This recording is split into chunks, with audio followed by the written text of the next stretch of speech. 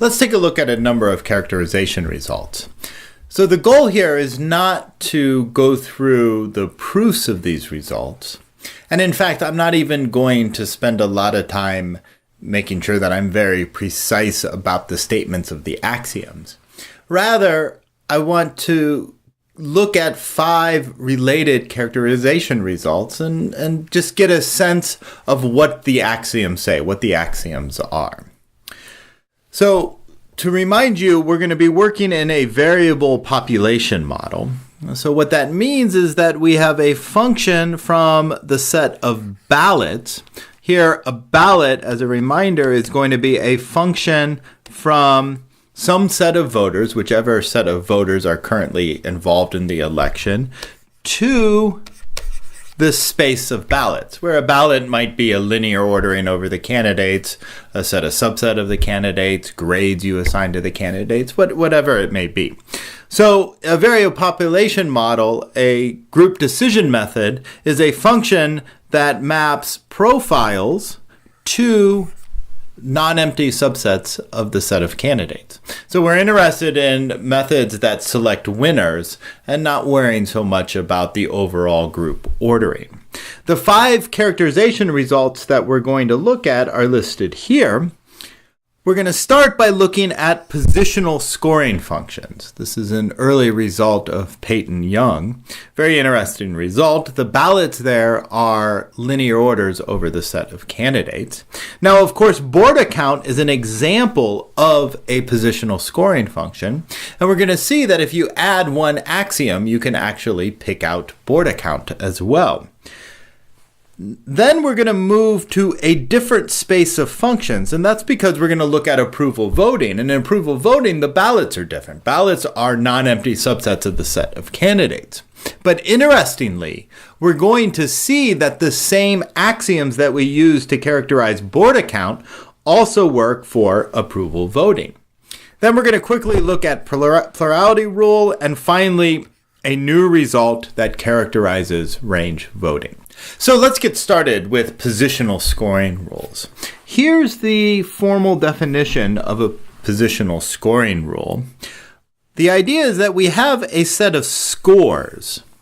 There's going to be one score for each possible ranking. Remember, the set of ballots are the linear orders over the set of candidates. So each candidate has to be ranked in exactly one of the positions, 1 up to m positions, where I'm assuming here that there are m candidates. Let n pi of JA denote the set of all agents that rank A in the jth position. Then the score, each candidate is assigned a score, and the score is just going to be the sum for all possible position of the score you get in that position times how many people rank you at that position. Then you look, a scoring function, a positional scoring function, selects those candidates that maximize the overall score. So the 2 key axioms that we're going to use to characterize positional scoring rules, the first is what's been called consistency. And this just says that the method is not susceptible to a multiple districts paradox. Consistency says, suppose you give me 2 disjoint profiles. So we have 2 disjoint sets of voters. And if it happens to be that there's a same winner in both of those elections. So we hold the election, we use the function to calculate the winner. And it so happens that the same winner shows up in both. If that's the case, then it has to be the case that when we put those 2 voters together and hold an election, then the winners in the bigger election is equal to whoever wins both of the smaller elections. So this is consistency. This just says that you're not susceptible to the multiple districts paradox. The next axiom is a bit more technical, but it still makes some intuitive sense. The idea is that we have a group of voters V and a disjoint group of voters Y. Now the group and voters V each select a linear ordering, and they elect a candidate A. The voters in Y each hold a separate election, and they select their linear orderings, and they elect a candidate B. Then the axiom states there has to be some number m such that if we take the group V, the set of voters V, with the linear orderings that they chose in order to elect A, and then we take m copies of all the profiles in Y. So all the linear orderings that were chosen by the voters in Y, we take m copies of all of those candidates, and we put them all together. What the axiom states is we have to be able to find an m large enough so that the voters in Y, m copies of the voters in Y, become an overwhelming majority. And so candidate B will be elected in the larger election. So it's a natural property. It's a bit more technical, but it's a very natural thing to impose. The theorem, this is a theorem proven by Young, is that a social choice correspondence, so a function of this form, satisfies anonymity. So we talked about anonymity before. This is the axiom that says the names of the voters do not matter. So the output of the function is independent of the names of the voters. Neutrality. If we permute the candidates, then the output has to be permuted accordingly. Consistency. So it doesn't fall prey or is not susceptible to the multiple districts paradox, and overwhelming majority. So if we have a function that satisfies these axioms, then that must be a scoring rule. And vice versa, if f is a positional scoring rule, then it satisfies these axioms. So these four axioms characterize the set of positional scoring rules. Now, an example of a positional scoring rule is border count. This is just a scoring rule where the scores are m minus j. The score for the jth position is m minus j, where m is the number of candidates. There are two additional axioms we need in order to characterize border count. So these axioms are, you think of them as being on top of the axioms you need to identify the scoring rules. The first is cancellation. And what cancellation says is, if you give me a profile, and in that profile, the exact same number of people that strictly prefer A over B is equal to the number of people that strictly prefer B over A. If that's true for all pairs of candidates, so if for every pair of candidate, you always have an exact match, the number of people that strictly prefer A over B exactly matches the number of people that strictly prefer B over A. If that's the case, then the outcome has to be the space of all candidates. Intuitively, this just says that everybody is tied. All of the candidates are tied. And cancellation says that in that case, the outcome has to be the set of all candidates. Faithfulness is kind of think of it as a triviality axiom. This says if there is exactly one voter, suppose there's just one voter, so that voter selects a particular linear ordering over the set of candidates. So if we have that profile that just identifies for that voter what the linear ordering is, then the outcome has to be just whoever that voter ranks at the top. So faithfulness is just a triviality, what happens in the trivial case.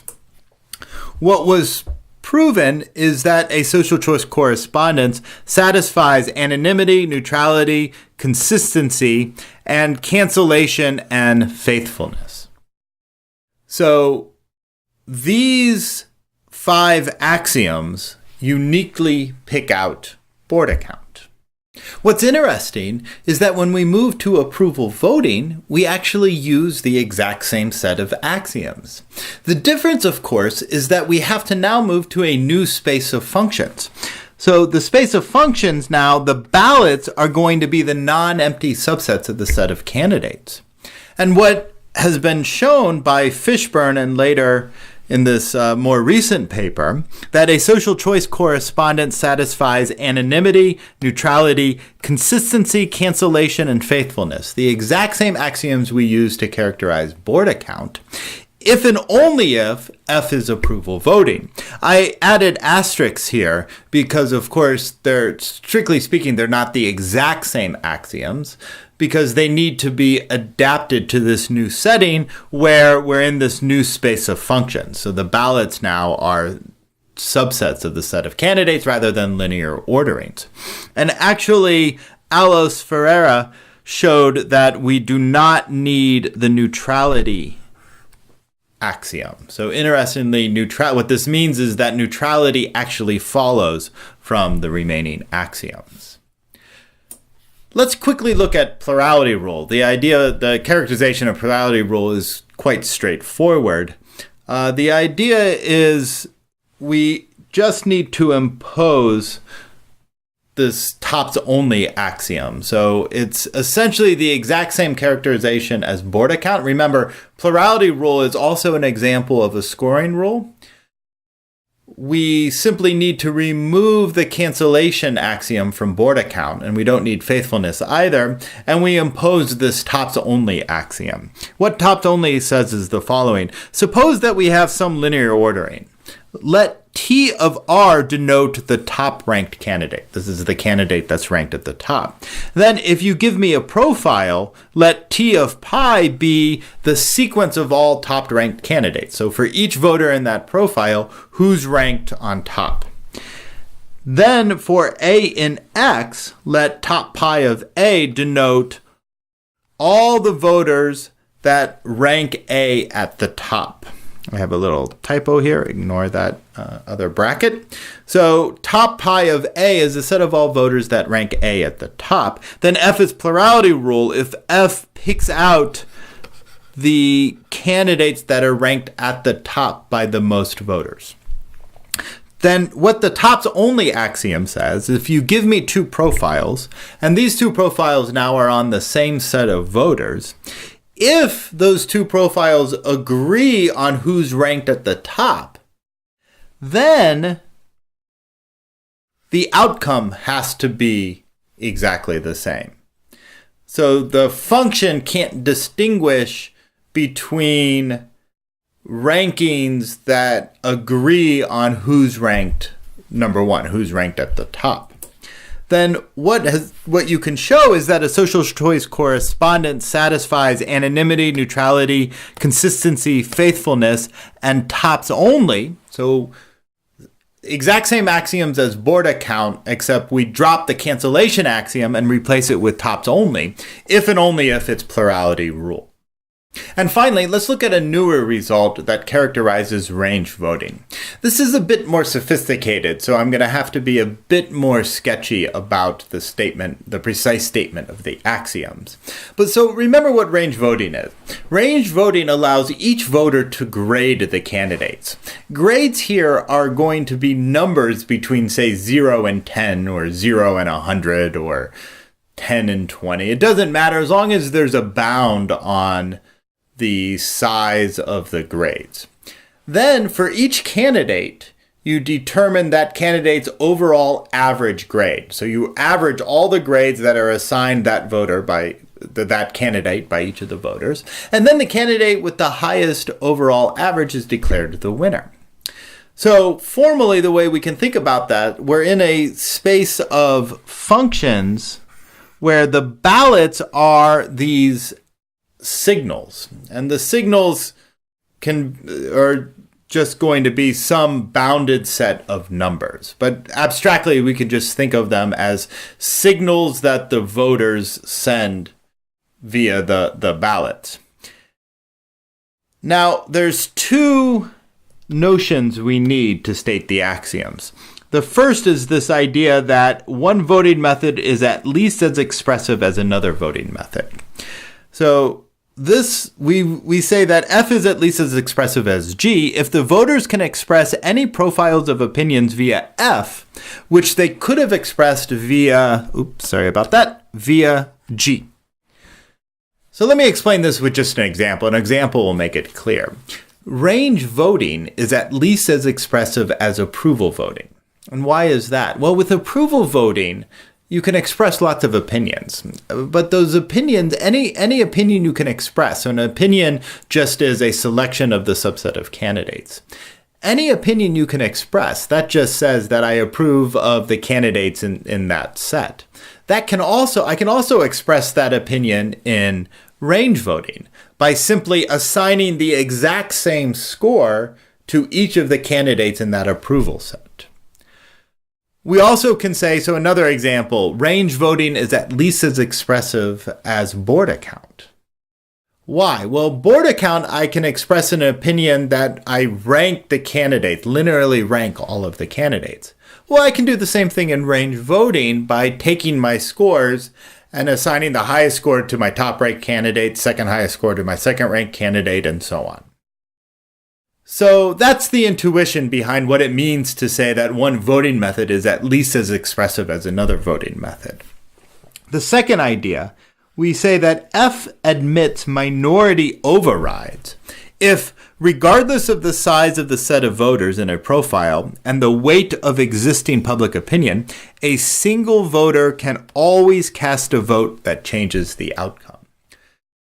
So the idea here is, if we imagine we didn't have a bound on the grades that you are allowed to assign to the candidates.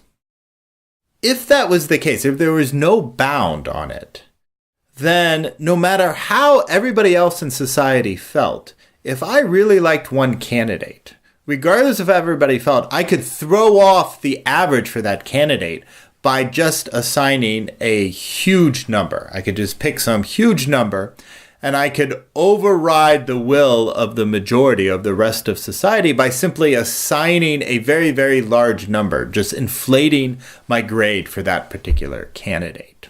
So that's what it means to say that F admits minority overrides. Range voting, the theorem that was recently proven, is that range voting is the most expressive voting rule. So remember, we define what it means for one voting rule to be at least as expressive as another voting rule. So among all of the voting rules, range voting is the most expressive one, which satisfies consistency, neutrality, overwhelming majority, and doesn't admit minority overrides. So it's a more sophisticated result. And for those of you who are interested in the mathematics, I encourage you to consult this paper by Marcus Pavato. But it's a more recent, interesting characterization of score voting or range voting.